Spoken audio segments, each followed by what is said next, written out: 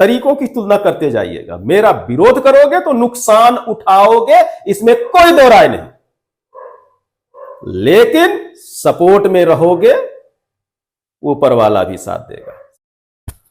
साथियों नमस्कार, मैं कमलेश्वर सिंह फिर एक बार उपस्थित हो गया हूं एक अपडेट के साथ। साथियों, अपडेट कल की डेट में आ चुका है, आप देख चुके हैं उसको। हम आपको यहां पे एक संदेश देना चाहते हैं सभी संविदा कर्मचारियों को, राष्ट्रीय स्वास्थ्य मिशन के। जो आया है, जैसा आया है, यथा स्थिति आप उसको फिलहाल स्वीकार करें।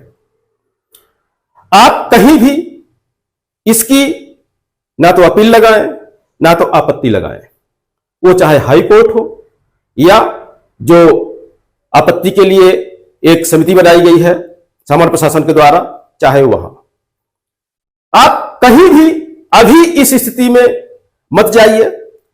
उसका कारण हम आपको बताएंगे, आगे और बहुत कुछ बताएंगे, वीडियो में बने रहिएगा। लेकिन यहां पे हम आपको थोड़ा सा यह कहना चाहेंगे कि आप यदि कहीं भी जाते हैं और यह प्रक्रिया एक बार रुक जाती है तो आप समझ जाइएगा कि 5 साल तक कुछ नहीं होगा, क्योंकि शासन प्रशासन ने जो जाल फेंका है कि इस नीति को रोका कैसे जाए। ग्रेड पे घटे नहीं हैं, घटाए गए हैं। 7वें वेतनमान में जो ग्रेड पे यहां शामिल किए गए हैं, जिन कर्मचारियों को जिस तरह से आपको ग्रेड पे घटा के रख दिया गया है, ऐसी कोई व्यवस्था नहीं है। यह एक जाल फेंकी गई है कि किसी भी तरह से संविदा कर्मचारी कोर्ट की तरफ चला जाए, या तो सामान्य प्रशासन ने जो एक आपत्ति के लिए समिति बनाई है, या तो वहां चला जाए। इसके पहले कोई भी आपत्ति की समिति नहीं बनाई गई थी। 90% जब आया था तब भी कोई समिति नहीं बनाई गई थी। आखिर आपत्ति की समिति क्यों बनाई गई, यह सोचने की बात है। एक आवेदन वहां आपने लगाया और पूरे विभाग की नीति जो है संशोधन में चली जाएगी, और वो 90% की तरह 5 साल तक संशोधित होती रहेगी और कुछ नहीं होने वाला। तो साथियों, यहां पे चिंता हमें उनकी ज्यादा है जिनको जरूरत से बहुत कम सैलरी मिलती है, जैसे आपके डीडीटी सपोर्ट स्टाफ हो गए, एनएम हो गई, ऑपरेटर्स हो गए। मतलब कुछ ऐसे कैडर हैं कि उनको 15 से 20 हजार के अंदर, डीडीटी सपोर्ट स्टाफ बेचारा आज भी 10,000 क्रॉस नहीं कर पाया, एनएम 12,000 क्रॉस नहीं कर पा रही है। तो कम से कम ये जो छोटे हैं और ज्यादा हैं, इनके बारे में थोड़ा सा सोचना पड़ेगा, आपको भी हमें भी। बाकी जिनका पेमेंट ग्रेड पे में घटाई गई है, तो यहां आपको बता दें कि आपको जो पेमेंट मिल रही है, कम से कम वो तो नहीं घटी है। जो मिल रही है उसमें संतोष करिए, वो पेमेंट आपकी नहीं घटेगी। ग्रेड पे यदि कम भी हो गया होगा तो भी नहीं घटेगी, क्योंकि इस रूल के तहत 22 जुलाई 2023 के तहत पे प्रोटेक्शन रूल भी एक लगाया गया है। यानी जिसकी पेमेंट जो मिल रही है, यदि ग्रेड पे में ग्रेडिंग करते समय उसकी सैलरी यदि घट भी जाती है तो उसको जो वर्तमान में मिल रही है वही कंटिन्यू रहेगी। तो जिसको ज्यादा मिल रहा है तो कम से कम आप लोग आपत्ति करने मत जाइएगा कहीं भी, ना हाई कोर्ट ना तो आपत्ति समिति में। एक बार लागू हो जाने दीजिए, ग्रेड पे सुधर जाएगा। मैं आपको बता रहा हूं, 7वें वेतनमान में कहीं भी यह नीति फिट नहीं हो रही है। क्यों नहीं हो रही, कैसे नहीं हो रही, वो सारी चीजें हम बताएंगे। तो यह निवेदन मेरा आप लोग मान लीजिएगा, नहीं तो पछताते रह जाएंगे आने वाले पूरे कई सालों तक। अब हम थोड़ा सा आपको अपग्रेड करते हैं, साथ में अपडेट करते हैं। आप नीति के डेट पर जाइए। कार्यवाही विवरण बैठक 12/9/2023।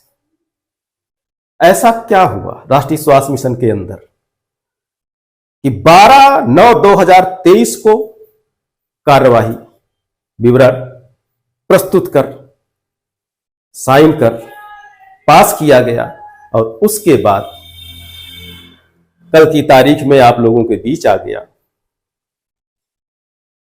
आप लोगों को याद होगा मैंने इसी नोट शीट के लिए एक आरटीआई लगाई थी। आरटीआई के ही जवाब के लिए मैं 11/9/2023 को राष्ट्रीय स्वास्थ्य मिशन भी पहुंचा और वहां पर जो इस समिति के मेंबर हैं उनसे मैंने चर्चा की। उन्होंने सारी बातें यथास्थिति रखी और उन्होंने बताया हो जाएगा, लेकिन उस समय कार्यवाही प्रोसीजर में नहीं थी। लेकिन मेरे जाने के बाद मुझे भेजा जाता है एचआर में, मैं एचआर के अधिकारी से जाके मिलता हूं। आरटीआई का जवाब बोलते हैं आवक जावक में पता कर लीजिए फाइल आ गई है कि नहीं आई है। आवक जावक में जाते हैं, वहां पर हमारा विवाद होता है एक कर्मचारी से, क्योंकि कर्मचारी ईगो से ज्यादा भरा हुआ मुझे वहां पे नजर आया। और सबसे बड़ी समस्या यह है कि वो अभी संविदा है, यह बात मुझे बाद में पता चली। मेरी बहस भी हो गई उनसे कि आपने जो लिख के दिया है यह गलत है, क्योंकि आरटीआई एक्ट में आप कोई भी जवाब देंगे तो उसका आर्टिकल आपको अनुच्छेद धारा लिखनी पड़ती है। टॉकिंग हो गई हमारी उनसे और 12 तारीख को बैठक हो जाती है, क्योंकि मैं बता के आया था मैं ये जो आरटीआई लगाया हूं ये मैं आपसे ले लूंगा। वहां पे बैठे महोदय का जो भी रिस्पॉन्सिबल व्यक्ति थे, नाम मुझे पता है, बताऊंगा नहीं अभी, उनका कहना है यार कोई 100% की नीति नहीं है, कुछ नहीं चल रही है।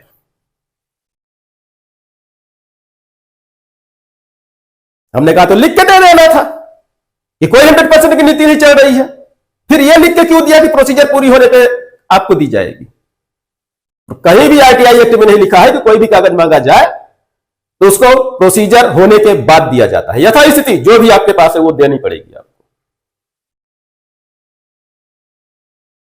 मैं 3 बजे तक रहा, उसके बाद में राष्ट्रीय स्वास्थ्य मिशन से चला आया। उसके बाद क्या घटनाक्रम हुआ और 12 तारीख को नीति पास होकर आपके प्रपोजल लेटर तैयार हो जाता है। तो साथियों, हम आपको सिर्फ यही बताना चाहेंगे, हमारे बहुत सारे नेता जान दिया करते थे ग्रुपों में, व्हाट्सएप ग्रुपों में, आरटीआई से होता क्या है। और एक चीज और बताएंगे, अभी परतें बहुत खुलेंगी, परतें बहुत खुलेंगे, सिर्फ आपको हिंट देना चाहेंगे। हमारे नेताजी नेता बने रह गए प्रदेश अध्यक्ष, उन्हीं का ग्रेड पे फुर्र हो गया, क्या उनकी ताकत थी?